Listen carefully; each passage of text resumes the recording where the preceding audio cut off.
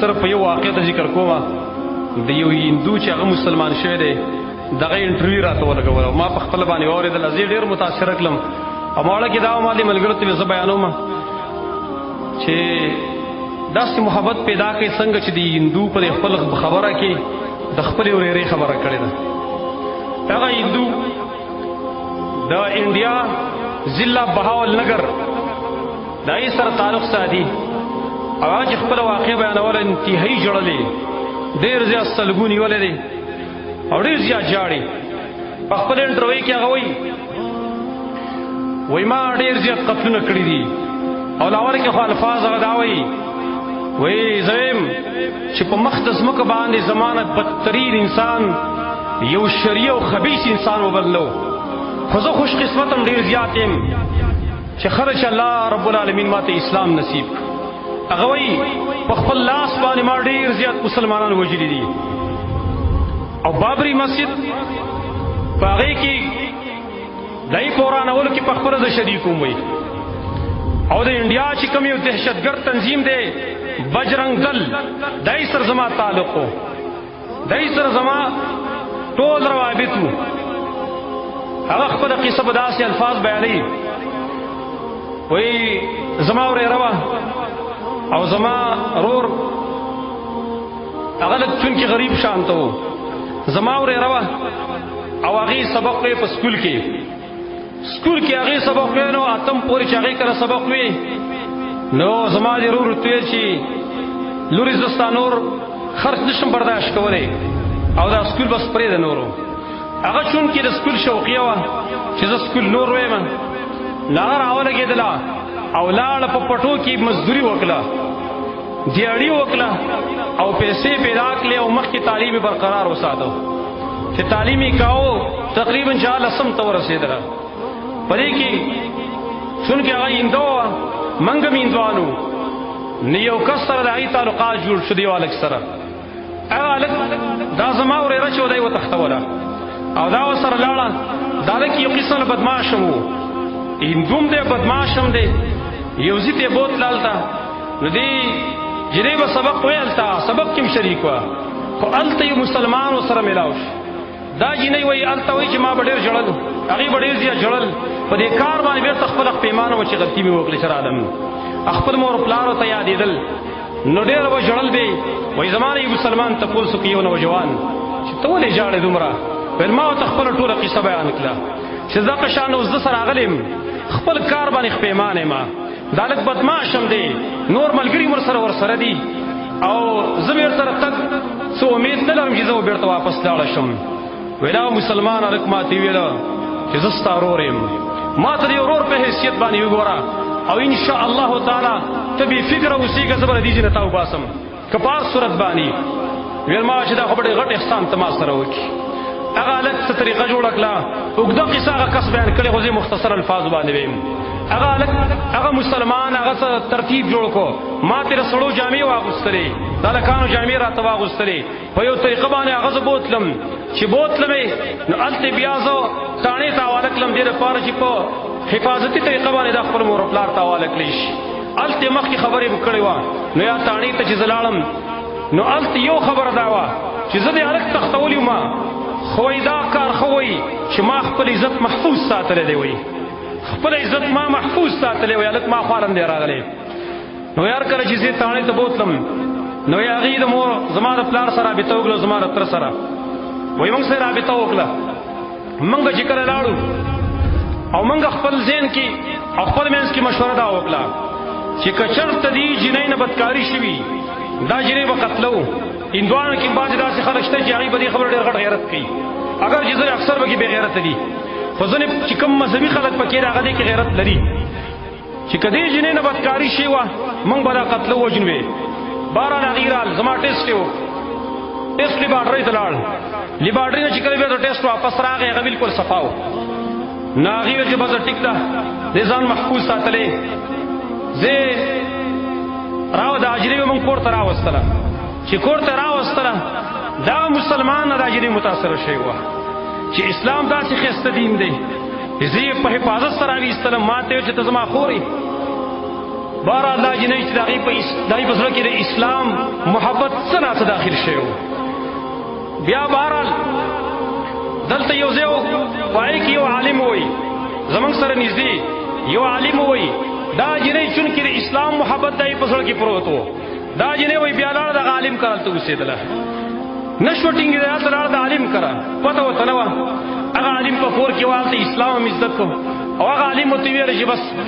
ته یو جنۍ راغلی ته زما د لور په حیثیت باندې زه به دې کور کې ته اوسېږه او خپل دین یې دلته زده کوه بهرحال هغې ته دین زده کاوه خو دې جنۍ به بیا هم کله کله ژړل ویل دغه عالم ورته ویل چې ته ولې ژاړې ویل چې ما ته خپل مور یادېږي او مور راته یادېږي نو بیا یو ځل خوب یې لیدلی و چې خوب یې لیدلی و سهار له راپاڅېدله انتهایي ډېر زیات یې ژړل ویل مو ورته چې ته ولې ژاړې ویل راته ویل چې ما خپله مور په خوب لیدلې ده او داسې ما ته معلومېږي په خوب کې مې مړه په خوب باندې لیدلې ده نو زه ویم چې هسې دا زما دا مور په کفر په حالات کې لاړه شي دا ډېر د خسران وخت دی او دا ډېر خسران دی تاوان دی نو زه کور ته تله غواړم که څه موقع میلاوېږي چې خپل مور ته دعوت ورکړم د اسلام ویل هغې راته ویلې چې که ته لاړه شي خو هغې دې نه پرېږدي وجنې دي هغه ډېر متعصب خلک دی پرېږدي یې نه خو بهرحال هغې ډېر اصرار وکړو وایي هغه عالم ورته ویل چې بس ټیک شوه لاړه شه هلته خو په نرمه طریقه باندې خپل اسلام مخ ښکاره کوه هغې ته چې اسلام ښکاره نه کړي او په نرمه طریقه باندې پټ پټایي د دعوت ورکړه بس هغه عالم هغې دا جینۍ راوستله کور ته او موږ ته یې ویل چې دا زمونږ کره وښه محفوظ هلته وه چې تاسو به دې وایي څه غم غرض ونه کړي موږ به سره ټیک ده جینۍ بهرحال راله کور ته چې موږ کتل هغې پټ پټ مونځ به کاوه د مانځه سره ډېره مینه پیدا شوې مونځ به یې کاوه بیا هغه مورې چې هغه واقعي یو څو ورځې بعد هغه وفات کېدله ایسته وفات شوه مورې چې مورې وفات شوه دغه جینۍ راولګېدله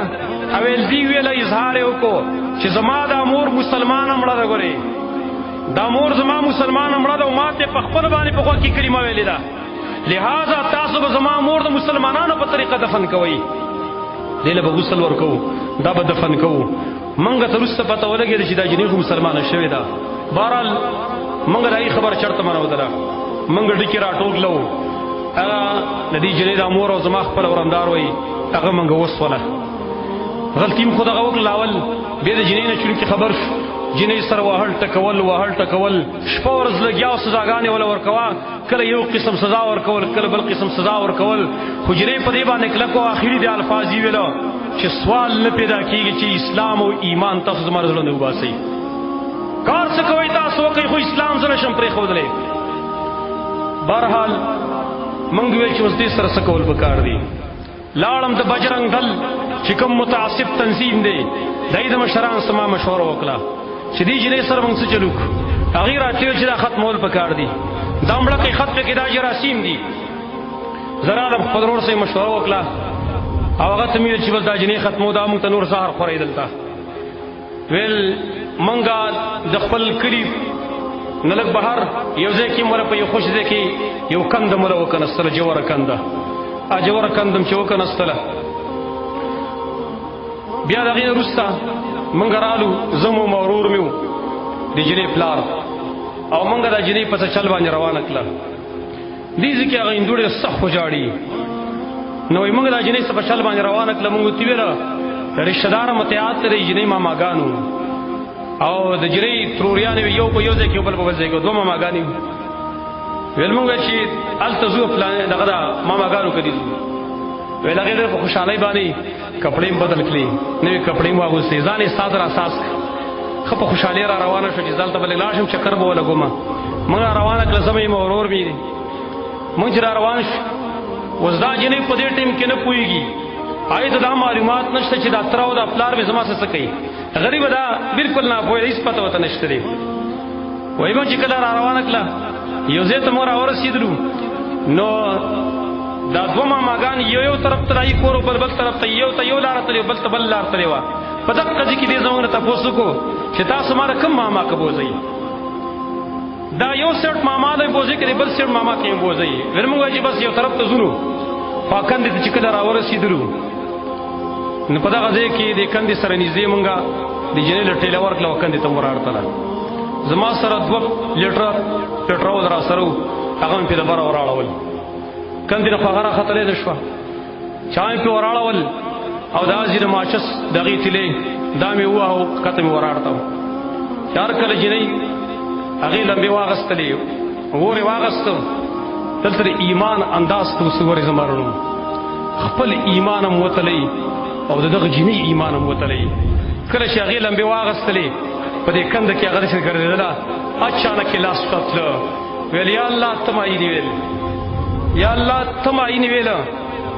او ویل په دې وخت کې به الفاظ څه وایي ده یا الله ته معینې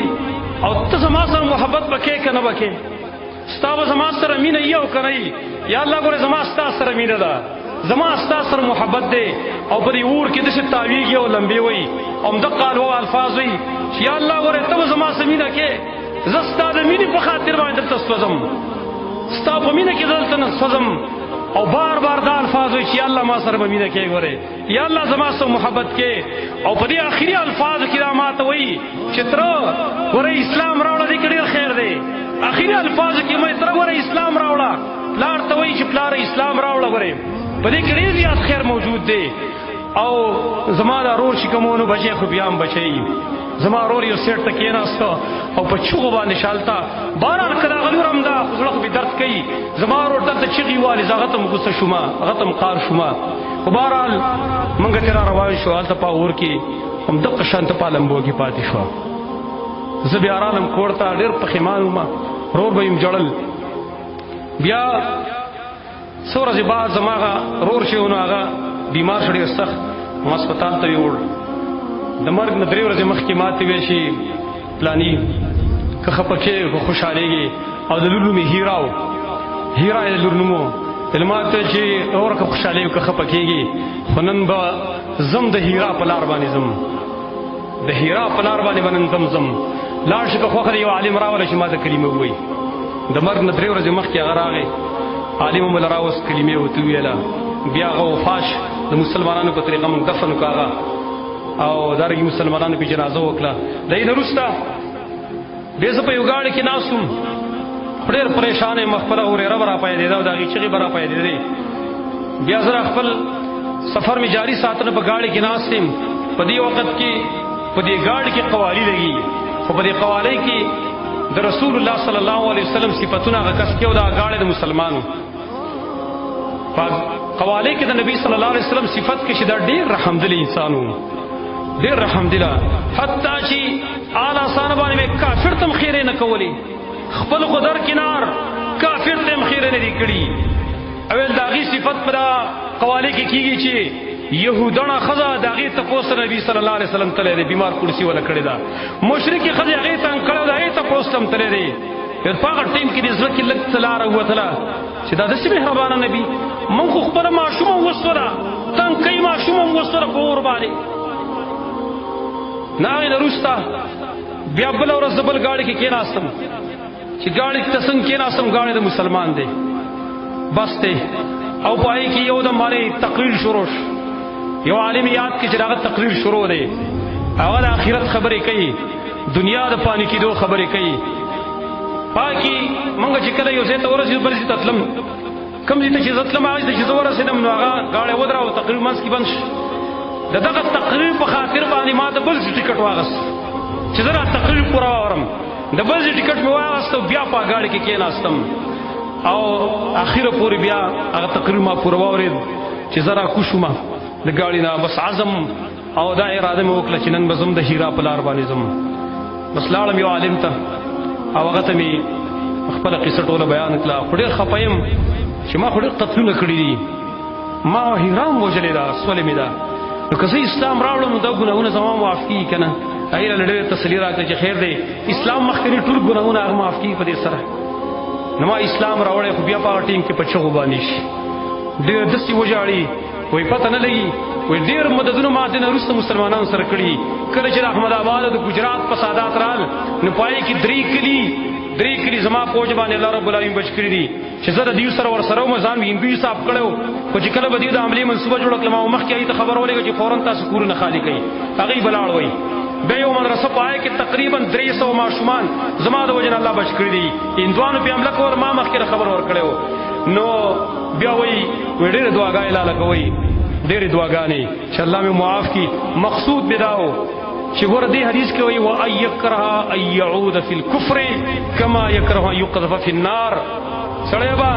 کفر ته واپس کېدل داسې بد کړي لکه اور کې چې سړی غورځيږي.